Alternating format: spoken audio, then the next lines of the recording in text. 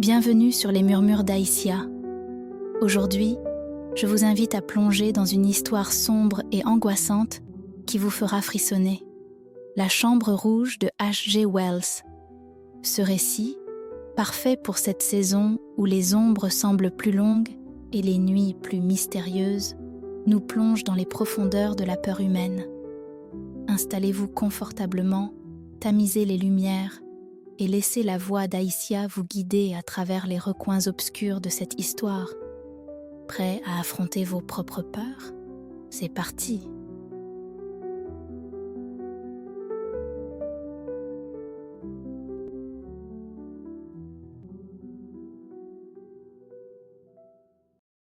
Je vous affirme qu'il faudrait un fantôme bien tangible pour m'effrayer. Je me levai devant le feu, avec mon verre à la main. « C'est vous qui le voulez ?» fit l'homme aux bras paralysés en me regardant de travers. « Voilà 28 ans que j'existe, et jamais encore je n'ai vu de fantôme. » La vieille femme restait assise, ses yeux pâles et grands ouverts, regardant fixement les flammes. « Et, fit-elle, vous avez vécu 28 ans et vous n'avez jamais vu de maison pareille à celle-ci, je pense. Il y a encore beaucoup de choses à voir quand on n'a que 28 ans, et bien des choses à voir et à souffrir. » Elle balançait lentement sa tête. Je soupçonnais que les deux vieillards essayaient d'augmenter, par leur monotone insistance, les terreurs que leur maison inspirait à l'esprit. Je reposai sur la table mon verre vide, et j'examinais la pièce où nous étions. Je m'aperçus raccourci et élargi jusqu'à une musculature impossible dans le singulier vieux miroir de l'extrémité de la chambre. « Eh bien, dis-je, si je vois quelque chose cette nuit, je n'en serai que plus savant, car je tente l'aventure sans la moindre idée préconçue. »« C'est vous qui le voulez, » répéta l'homme aux bras paralysés. J'entendis le bruit d'une canne et un pas lourd et traînant sur le sable du passage extérieur, et la porte craqua sur ses gonds. Puis un autre vieillard entra, plus courbé, plus ridé, plus âgé encore que les premiers. Il s'appuyait sur une béquille unique. Ses yeux étaient recouverts d'un abat-jour, et sa lèvre inférieure, à demi tordue, pendait, pâle et rose, découvrant des dents gâtées et jaunes. Il se dirigea droit vers un fauteuil de l'autre côté de la table, s'assit maladroitement et se mit à tousser. L'homme aux bras paralysés jeta sur ce nouveau venu un rapide coup d'œil de répugnance positive. La vieille femme semble ne point remarquer son arrivée et resta les yeux fixés sur les flammes. « Je vous le dis, c'est vous qui le voulez !» insista l'homme aux bras paralysés quand la toux de l'autre eut arrêté pour un instant. « C'est moi qu'il veut, » répondis-je. L'homme à l'abat-jour s'aperçut alors de ma présence et renversa la tête en arrière et de côté pour me voir. Je distingue un moment ses yeux petits, brillants et allumés. Puis il se remet à tousser et à cracher. « Pourquoi ne buvez-vous pas ?» dit l'homme aux bras paralysés en poussant la carafe de bière vers le nouveau venu. L'homme à l'abat-jour emplit d'un bras tremblant un verre, répandant autant de liquide sur la table de bois blanc. Une ombre monstrueuse s'étalait sur le mur, singeant son geste quand il se versa la bière et la but.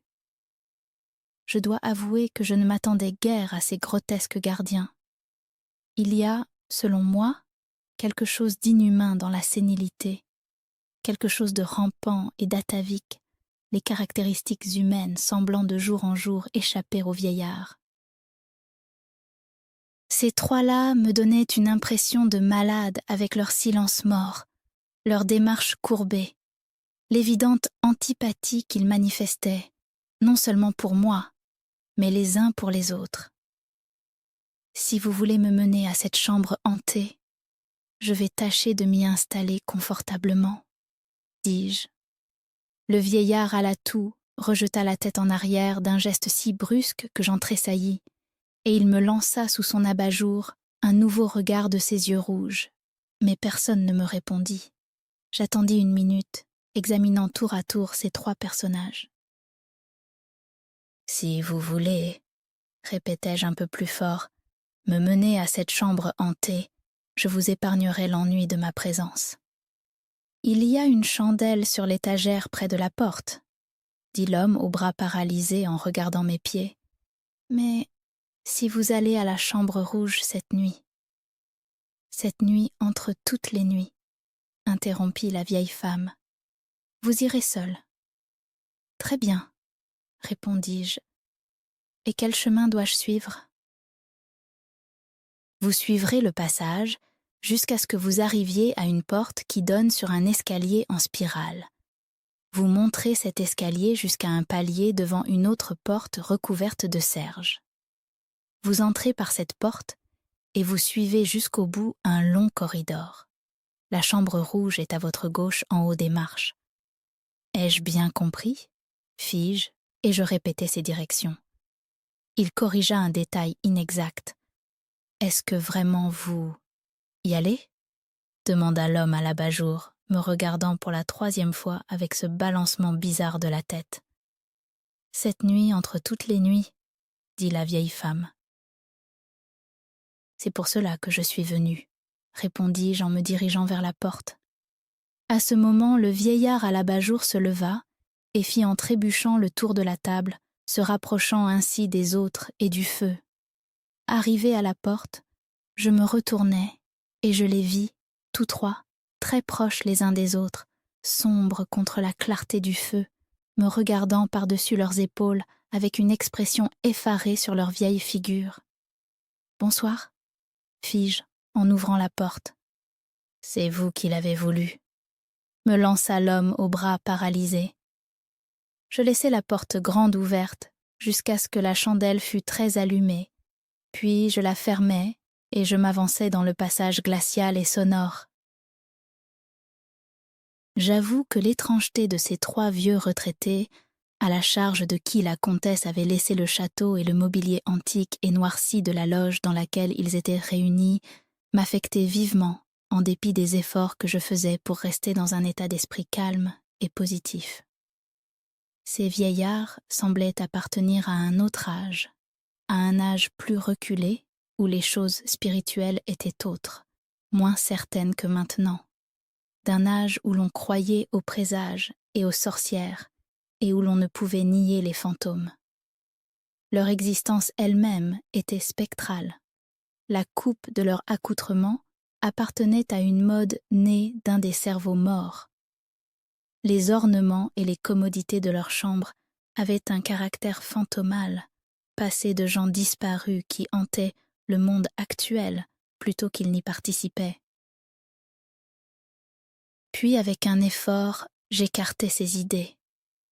Dans le long passage souterrain soufflait un courant d'air et la flamme de la chandelle dansait, faisant sauter et trembloter les ombres.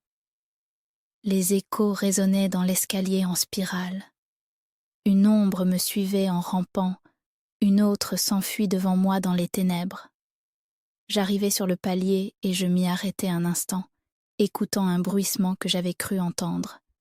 Puis, satisfait par le silence absolu, je poussai la porte recouverte de serge et restai immobile à l'entrée du corridor. Je ne m'étais nullement attendu à ce que je voyais, car la lune, entrant par l'immense fenêtre du grand escalier, faisait ressortir chaque chose en noir intense ou en clarté augmentée. Tout était à sa place. On eût pu croire que la maison avait été abandonnée la veille, alors qu'elle était inhabitée depuis 18 mois.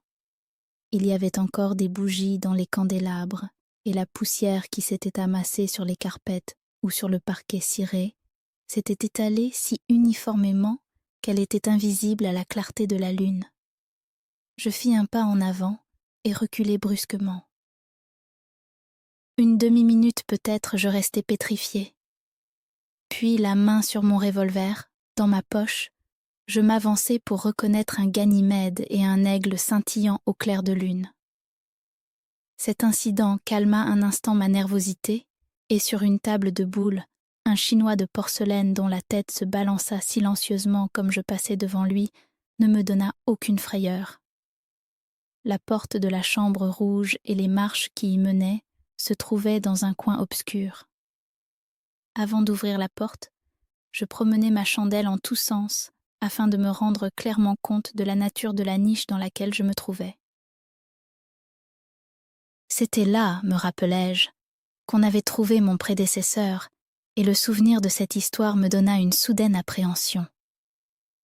Je lançai par-dessus l'épaule un coup d'œil au Ganymède, et j'ouvris assez hâtivement la porte de la chambre rouge, à demi tournée encore vers le pâle silence du vestibule. J'entrai, repoussai immédiatement la porte derrière moi, tournai la clé que je trouvais dans la serrure, à l'intérieur, élevai ma chandelle, aussi haut que je pus, examinant le décor de ma veillée. La grande chambre rouge, dans laquelle le jeune duc était mort, ou plutôt dans laquelle avait commencé son agonie, car il avait pu ouvrir la porte et était tombé de tout son long sur les 5 marches que je venais de monter. Telle avait été la fin de sa veillée, de sa courageuse tentative pour triompher de la tradition qui peuplait de fantômes le château, et jamais, pensai-je, l'apoplexie n'avait mieux servi la superstition. Il y avait encore d'autres histoires plus anciennes à propos de cette chambre, jusqu'au début incroyable de la légende, cette histoire d'une épouse timide et de la fin tragique qu'eut une farce de son mari qui voulait l'effrayer. À voir cette large chambre obscure avec les baies sombres de ses fenêtres, ses recoins et ses alcôves, on comprenait parfaitement que des légendes aient surgi de ces encoignures noires et de ces ténèbres fécondes en terreur.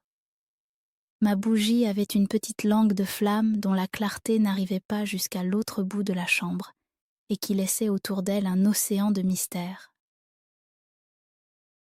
Je résolus de me livrer immédiatement à une exploration systématique de la pièce et de dissiper les imaginations fantaisistes que suggérait cette obscurité avant qu'elles ne se soient imposées à moi. Après m'être assuré que la porte était bien fermée, je commençai à examiner la pièce, faisant le tour de chaque meuble, retroussant les draperies du lit et écartant les tentures.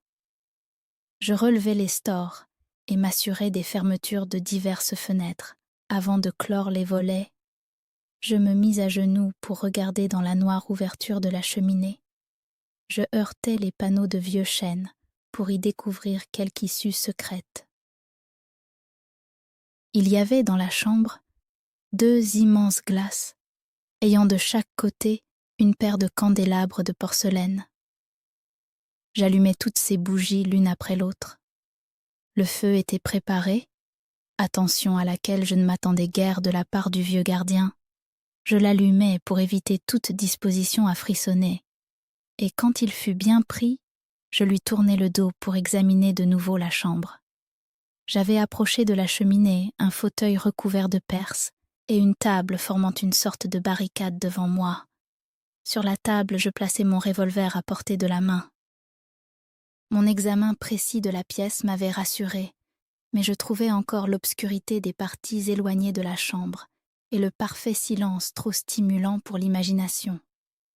L'écho des craquements et des pétillements du feu n'était en aucune façon un réconfort pour moi. L'ombre de l'alcôve et celle du fond en particulier avaient cette indéfinissable qualité d'une présence qui s'y dissimulait, cette bizarre suggestion d'une chose vivante aux aguets, impression qui s'empare si aisément de vous dans le silence et la solitude. À la fin, pour me rassurer, je pris la bougie, m'avançai jusque-là et me convainquis que rien de tangible ne s'y trouvait. Je posai le chandelier sur le plancher de l'alcôve et le laissai dans cette position. À ce moment, j'étais dans un état extraordinaire de nervosité, bien que ma raison ne pût s'en expliquer la cause. J'avançais, sans la moindre preuve que rien de surnaturel ne pouvait arriver, et, pour passer le temps, je me mis à rimailler la légende originale du château. Je déclamai quelques vers à haute voix, mais les échos m'en furent désagréables. Pour la même raison, j'abandonnai aussi au bout de peu de temps une conversation avec moi-même sur l'impossibilité des fantômes et des revenants. Je me représentais à nouveau les 3 vieux estropiés de la loge et j'essayais de m'intéresser à leur sujet. Les noirs et les rouges sombres de la chambre me troublaient. Même avec les 7 bougies allumées, la salle était encore obscure. Celle de l'alcôve se trouvait dans un courant d'air, et les mouvements de la flamme faisaient sans cesse sautiller et danser les ombres et la pénombre. En cherchant à remédier à ces ténèbres, je me souvins des bougies que j'avais vues dans les candélabres du passage, et, avec un léger effort, je sortis dans le clair de lune, portant un bougeoir allumé, laissant la porte ouverte, et bientôt je revins avec 10 autres bougies. Je les plaçai dans les bibelots de porcelaine qui ornaient en la chambre, ici et là. Je les allumai et les disposai dans les endroits où l'obscurité était la plus épaisse, les unes sur le plancher, les autres dans les baies des fenêtres, et enfin mes 17 lumières furent arrangées de telle façon que le moindre recoin de la chambre était directement éclairé par une d'elles au moins. Il me vint à l'esprit que, lorsque le fantôme entrerait, je pourrais l'avertir de ne pas marcher dessus. La chambre maintenant était brillamment illuminée. Il y avait quelque chose d'égayant et de rassurant dans ces petites flammes jaillissantes, et je m'occupais à moucher les mèches, ce qui me donnait l'encourageante sensation que le temps passait. Même dans ces conditions, l'attente menaçante de cette veillée pesait lourdement sur moi. Ce fut après minuit que la bougie de l'alcôve s'éteignit soudain et que l'ombre noire y reprit sa place. Je ne l'avais pas vue s'éteindre. Je me retournai simplement et m'aperçus que l'obscurité était là, et je tressaillis de la même façon qu'on tressaille à la présence inattendue d'un étranger. « Mon Dieu !» dis-je à haute voix, « ce courant d'air est plutôt violent. » Prenant les allumettes sur la table, je traversai la chambre d'un pas indifférent pour rallumer la bougie. La première allumette ne voulut pas prendre, et, comme je réussissais à enflammer la seconde, quelque chose sembla clignoter sur le mur, devant moi. Je me retournai involontairement et m'aperçus que les 2 bougies, sur la petite table, auprès de la cheminée, étaient éteintes. Je me relevai immédiatement. « Bizarre !» fis-je. Les aurais-je soufflées moi-même dans un moment d'absence ? Je revins vers la cheminée, rallumai une bougie, et au même moment, j'en vis une autre, à la plique de droite de l'un des miroirs, clignoter et s'éteindre net. Presque immédiatement, la seconde en fit autant. Il n'y avait pas à s'y tromper. La flamme s'éteignait, comme si les mèches avaient été soudain pincées entre le pouce et l'index, laissant la mèche noire sans charbonner ni fumer. Tandis que je restais là, bouche bée, la bougie au pied du lit s'éteignit et les ombres semblèrent de faire un pas de plus vers moi. « C'est trop fort !» dis-je. Aussitôt une d'abord, puis une seconde bougie du dessus de la cheminée s'éteignirent aussi. « Que se passe-t-il » criai-je avec dans la voix un ton aigu et bizarre que je ne pus empêcher. La bougie sur la garde-robe s'éteignit, et celle que j'avais rallumée dans l'alcôve suivit aussi. « Assez comme ça, j'ai besoin de ces lumières » commandai-je sur un ton de facétie à demi inquiet, et frottant une allumette pendant ce temps pour rallumer les bougies de la cheminée. Mes mains tremblaient tellement que 2 fois je frottais à côté du papier de verre de la boîte. Au moment où le dessus de la cheminée émergeait à nouveau hors des ténèbres, 2 bougies dans le coin de la fenêtre le plus éloigné s'éclipsèrent. Pendant que j'étais indécis, une main invisible sembla pincer la flamme des 2 bougies de la table. Avec un cri de terreur, je me précipitai vers l'alcôve, puis dans le coin, puis vers la fenêtre, rallumant 3 chandelles, tandis que 2 autres s'éteignaient près de la cheminée. Puis, voyant un meilleur moyen, je jetai les allumettes sur un coffre cerclé de fer et pris à la main un chandelier. De cette façon, j'évitais le retard de craquer les allumettes.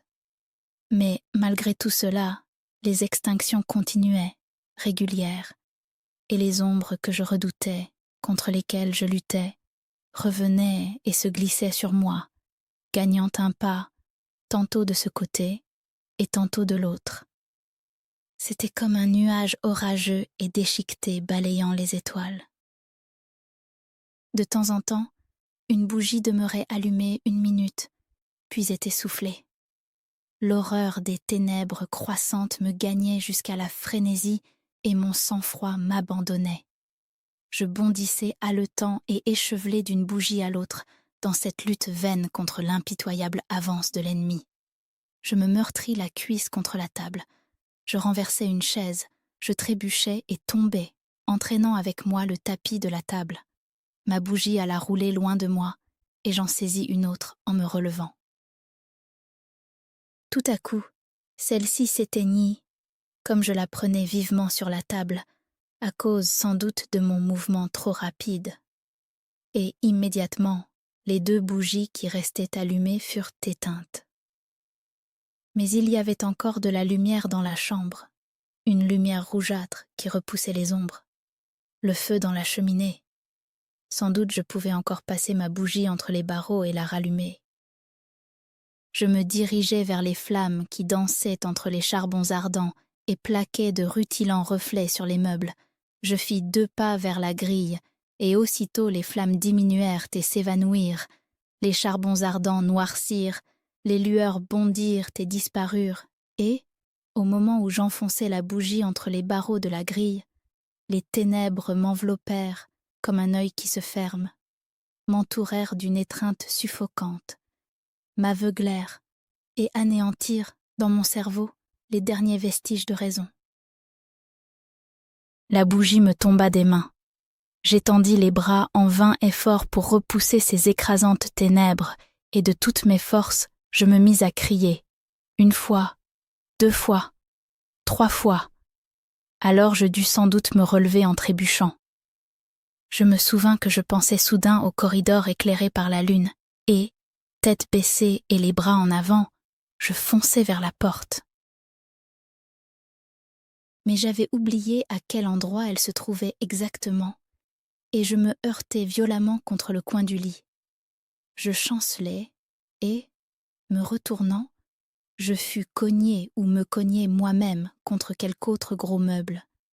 J'ai un vague souvenir d'être allé buter, culbuter de ci de là dans les ténèbres, de m'être débattu contre 1000 entraves et d'avoir poussé des cris farouches à chaque nouveau heurt, et enfin d'un coup violent que je reçus au front, avec une horrible sensation de chute qui dura 1 siècle, de mon dernier et frénétique effort pour rester debout.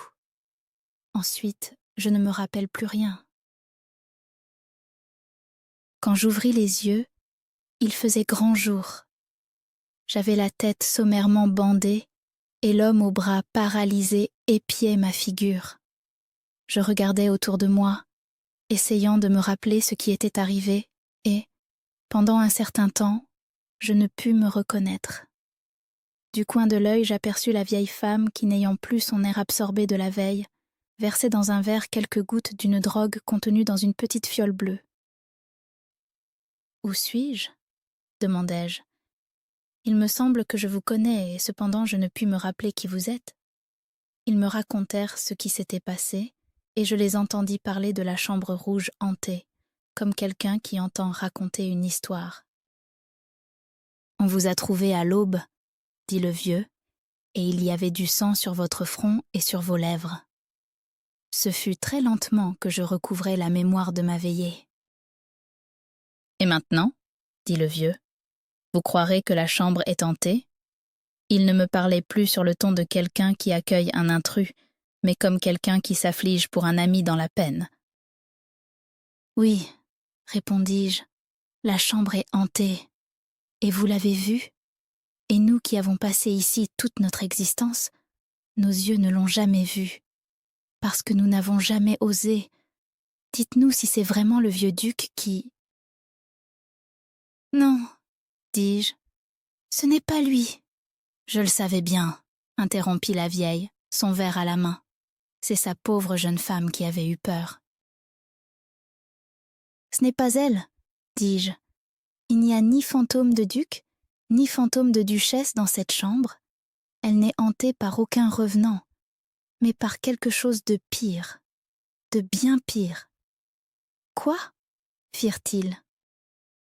La pire de toutes les choses qui hantent le pauvre mortel, répondis-je. Et c'est, dans toute sa simplicité, la peur. La peur qui ne veut ni lumière ni bruit, qui n'a rien à faire avec la raison, qui rend sourd et aveugle et écrase.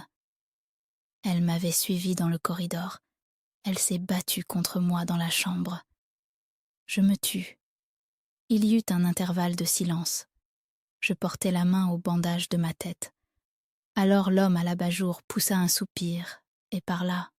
« C'est cela, fit-il. Je savais que c'était cela, la puissance des ténèbres. Jeter une pareille malédiction sur une femme. Elle demeure là, toujours. Vous pouvez la sentir même pendant le jour, même par les plus beaux jours d'été, dans les tentures, dans les rideaux, se cachant derrière vous de quelque côté que vous vous tourniez. Quand le soir tombe, elle se glisse au long du corridor pour vous suivre, et vous n'osez pas vous retourner. C'est la peur qui habite cette chambre de femme, la peur noire, et elle y restera tant que durera cette maison de malheur. »